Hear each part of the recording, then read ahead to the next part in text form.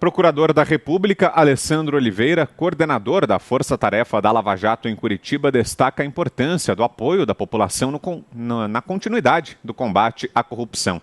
Acompanhe a entrevista concedida a Thiago Berraich. Apesar de inúmeras tentativas de reduzir o impacto da Lava Jato, a força-tarefa continua viva. E para falar mais sobre esse assunto, aqui conosco o Alessandro Oliveira, que é procurador da República e coordenador da força-tarefa da Lava Jato em Curitiba, gentilmente nos atendendo. Procurador, como vai? Bem-vindo por estar aqui conosco, aqui na programação da Jovem Pan, mais uma vez nos atendendo. Como vai? Eu que agradeço esta oportunidade, sempre uma satisfação estar por aqui. Muito obrigado. Procurador, lembrando os ouvintes e os espectadores, o senhor assumiu o comando da Lava Jato nesse ano de 2020, no lugar do procurador Deltan Dallagnol. E durante todo o ano a Lava Jato sofreu muitos ataques, críticas, só que a Lava Jato continua viva, felizmente, para o combate à corrupção. Que balanço o senhor faz desse ano de 2020 e desse início de trabalho do senhor no comando da Lava Jato em Curitiba? Quando eu assumi essa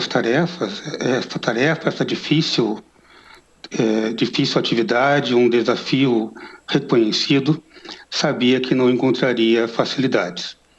Mas, de fato, os ataques são intensos, os ataques nem sempre estão claros e transparentes, mas nós continuamos firmes no combate à corrupção. Eu vim aqui para trabalhar, e trabalhar muito, e a Lava Jato, enquanto depender dos procuradores que a integram, terá continuidade até que o último centavo de valores subtraídos dos cofres públicos seja devolvido ao povo brasileiro. O fator pandemia impactou diversos setores, não foi diferente com a Lava Jato. Nós ainda estamos tentando entender os impactos de todos esses fatores, mas a pandemia influenciou sobremaneira os nossos resultados, os nossos números. Algumas atividades permaneceram neutras, como as atividades meramente processuais, porque pudemos continuar em trabalho naquilo que se convencionou chamar home office, mas outras tantas atividades foram profundamente impactadas pela pandemia, como aqueles atos que estão muito intimamente ligados à presença corporal, como uma negociação de acordo de colaboração premiada, de um acordo de leniência, uma audiência bem feita. Enfim, ainda estamos tentando entender o impacto profundo que a pandemia causou nos trabalhos da Lava Jato em 2020. A prorrogação da força-tarefa, pelo menos até outubro de 2021, o senhor acha importante que haja efetivamente um prazo ou o senhor acha que lá em outubro é possível ter uma nova renovação? Obrigado pela pergunta, Thiago. Assim, aproveito para esclarecer um ponto importante. A prorrogação ela se deu até outubro de 2021 apenas porque há um pressuposto do Procurador-Geral da República que não pretende praticar atos que se estendam para além do seu próprio mandato. E como o mandato dele encerra em outubro de 2021, ele prorrogou as atividades até este período. Mas há uma tendência natural de continuidade. Prova disso é que, ao integrar os chamados GAECos, e aqui no estado do Paraná integrou já o GAECO do estado do Paraná, há uma previsão de um mandato mínimo de 2 anos, e com isso há uma forte tendência de continuidade dos trabalhos da Lava Jato para além de outubro de 2021. Gostaria de destacar a não importância, mas o essencial apoio da população. Enquanto a Lava Jato contar com o apoio da população para extirpar do cenário nacional esta chaga que é a corrupção, nós permaneceremos vivos. Sofremos sim, estamos sofrendo muitos ataques, mas como a metáfora mitológica da Fênix, nós sempre nos ergueremos das cinzas, assim que a população sempre nos apoiar no combate à corrupção. Procurador Alessandro Oliveira, que coordena a Força-Tarefa da Lava Jato em Curitiba, o senhor citou os GAECos, né? De que maneira, no caso da Lava Jato, aqui em São Paulo nós temos os GAECos atuando também dentro das polícias, inclusive, mas como que os GAECos trabalhariam para a Lava Jato? Como é que se daria isso? É uma mudança de estrutura, uma mudança de forma. Nós estamos procurando nos adaptar ao pensamento do Procurador-Geral da República. O modelo de força-tarefa, para nós, é um modelo de reconhecido sucesso, mas há de se respeitar a posição de quem decide. Não adianta nós tentarmos convencer, já passamos essa fase de convencimento, e o Procurador-Geral da República entendeu por substituir o modelo de força-tarefa por GAECos.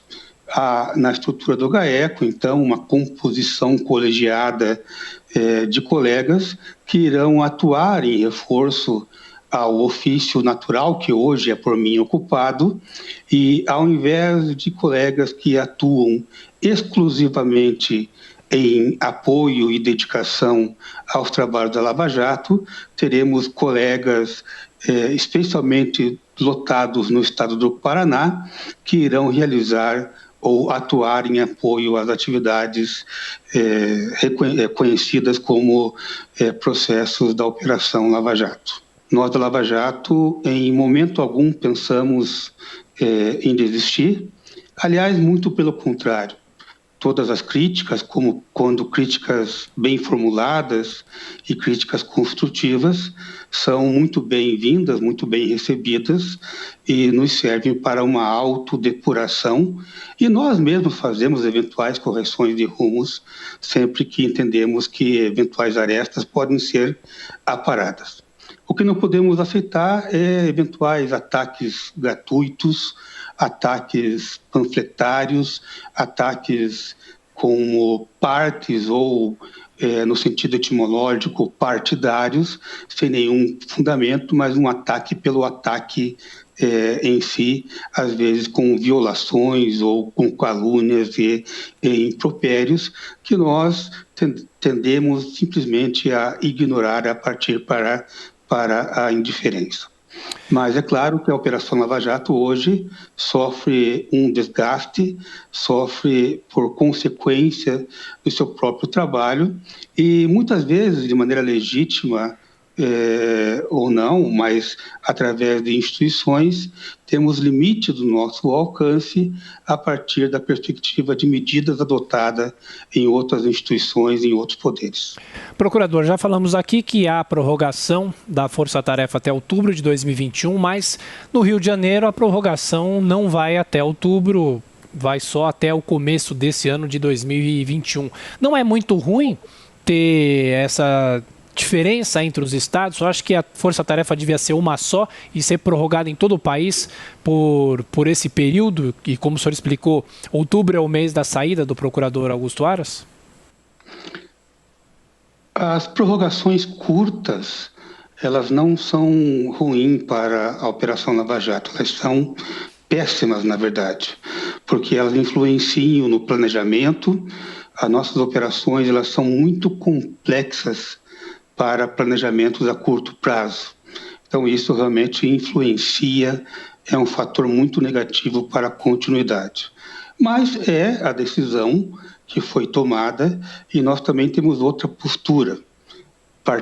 Superada a fase do convencimento, cabe nos adaptar a quem decide. Se quem decidiu resolveu prorrogar por esse período curto, cabe-nos adaptar e tentar o máximo alcance possível com os recursos e estrutura que dispusermos. Procurador, é claro que o senhor não pode falar, ou pelo menos não seria de bom tom fazer uma análise de um outro poder, mas esse ano nesse ano de 2020, a discussão foi marcada por possíveis interferências do presidente Jair Bolsonaro na Polícia Federal. Como é que fica a relação da Polícia Federal com a Procuradoria, já que a Polícia Federal é um braço importantíssimo da Operação Lava Jato? A Polícia Federal, eu vou usar a expressão que usei aqui há pouco, não é somente um braço importante, mas é fundamental no combate à corrupção. Nossa relação com a Polícia Federal é a mais harmônica possível. Não há, pelo menos, eventual alegação de interferência, não chegou ainda nas atividades iniciais, nas investigações da Operação Lava Jato. Temos uma relação bastante harmônica com a Polícia Federal, com os agentes, com os delegados, de forma que o trabalho tem sido desenvolvido de maneira bastante profícua, pelo menos aqui na base das investigações iniciais das pessoas que não detêm prerrogativa de foro. Procurador, para a gente fechar a nossa entrevista, o que o senhor espera do Supremo agora em 2021? Tivemos em 2020 a mudança de um ministro, a saída de Celso de Mello e a entrada de Cássio Nunes Marques, que já andou tomando algumas decisões ou votando contra a Lava Jato em algumas ações, em alguns processos. O senhor espera um Supremo um pouco mais favorável à Lava Jato, claramente favorável, ou o senhor acha que não muda muito do que nós tivemos nos últimos anos? Em relação ao Supremo, até paradoxalmente, eu sempre tive e permaneço com uma visão muito otimista. O Supremo Tribunal Federal é o guardião da Constituição, é aquele que dá suporte constitucional, e como o processo penal e o direito penal brasileiro depende muito da interpretação da Constituição, a Lava Jato depende muito, o combate à corrupção depende muito do Supremo Tribunal Federal. E eu, por técnico na área jurídica que sou, sempre serei e necessito ser otimista em relação ao Supremo. Eventuais decisões que são contrárias, e tivemos sim algumas decisões que limitaram o alcance da Lava Jato, nós sempre, primeiro, iremos cumpri-la, mas acima de tudo, queremos sempre convencer no debate legítimo, transparente, nessa complexa democracia que é brasileira, para eventualmente tentar demover, convencer aos integrantes do Supremo Tribunal Federal da importância e eventuais pressupostos e consequências que as decisões trazem e abalam a Operação Lava Jato. Muitas decisões são favoráveis e estas nós nos apegamos para tentar ampliá-la.